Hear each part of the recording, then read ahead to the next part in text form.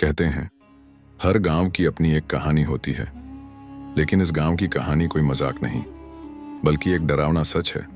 गांव के बाहरी हिस्से में एक घना जंगल है। उस जंगल के बीचों बीच एक खंडहर है जिसे लोग सरकट्टा खंडहर कहते हैं। यहाँ कोई नहीं जाता। गांव वाले बताते हैं कि हर अमावस्या की रात वहां एक आत्मा भटकती है। यह आत्मा सरकट्टा खबीस है। कहते हैं कि उसका सिर कट गया था और अब वह हर रात अपने सिर की तलाश में जंगल और खंडहर के बीच भटकता है, लेकिन जिस किसी ने भी उसकी तलाश में वहां कदम रखा वो कभी लौटकर नहीं आया। इस गांव में 3 दोस्त रहते थे, अर्जुन, सुमित और राजीव। अर्जुन को हमेशा से इन डरावनी कहानियों पर शक था। ये सब सिर्फ गांव वालों की घड़ी हुई बातें हैं। उसने अपने दोस्तों से कहा, कोई सच्चाई नहीं है इसमें। सुमित, जो एक वीडियो ब्लॉगर था, ने कहा, अगर ये सच है तो मेरे चैनल के लिए बेहतरीन कंटेंट मिलेगा। सोचो, सरकट्टा खंडहर का रहस्य, हमें इसे रिकॉर्ड करना चाहिए। राजीव ने थोड़ा संकोच किया, लेकिन अर्जुन और सुमित की जिद के आगे झुक गया। ठीक है, चलते हैं, लेकिन मैं बता रहा हूं ये सब बेवकूफी है। अमावस्या की रात थी। तीनों ने अपने सामान तैयार किए और खंडहर की तरफ निकल पड़े। रास्ता डरावना था, घुप अंधेरा, हर तरफ पेड़ों की सरसराहट और सन्नाटा। रास्ते में एक बूढ़ा साधु उन्हें रोकता है। रुको बेटा, तुम उस खंडहर में मत जाओ, सरकट्टा खबीस तुम्हारी आत्मा को खा जाएगा।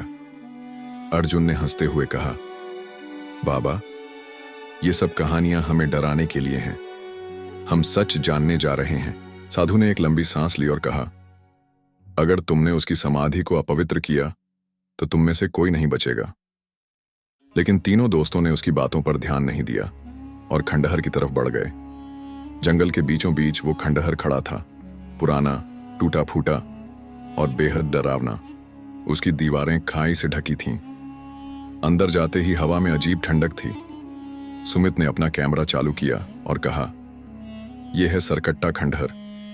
अब देखना है यहां सच में कुछ होता है या ये सिर्फ अफवाह है।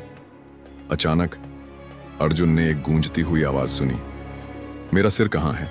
तीनों ने एक दूसरे को देखा। राजीव ने कहा, क्या तुमने वो सुना? ये कौन था?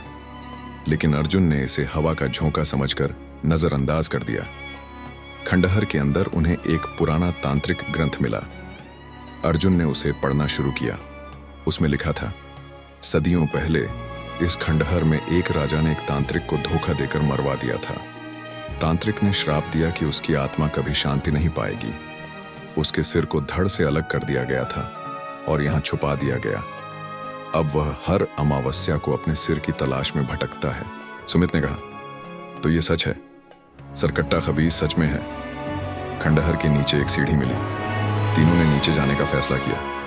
वहां एक बड़ा लोहे का दरवाजा था। अर्जुन ने उसे खोला। दरवाजे के पीछे एक अंधेरी गुफा थी। गुफा के बीचों बीच खून से सनी हुई जमीन थी और तभी वो प्रकट हुआ, सरकट्टा खबीस।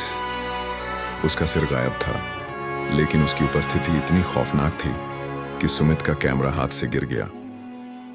तुमने मेरी समाधि को अपवित्र किया है, अब तुम मरोगे। सुमित डर के मारे भागने लगा, लेकिन वो गिर पड़ा। सरकट्टा खबीस ने अर्जुन और राजीव को जंजीरों में जकड़ लिया। जब सब कुछ खत्म होता लग रहा था, तभी बूढ़ा साधु वहां प्रकट हुआ।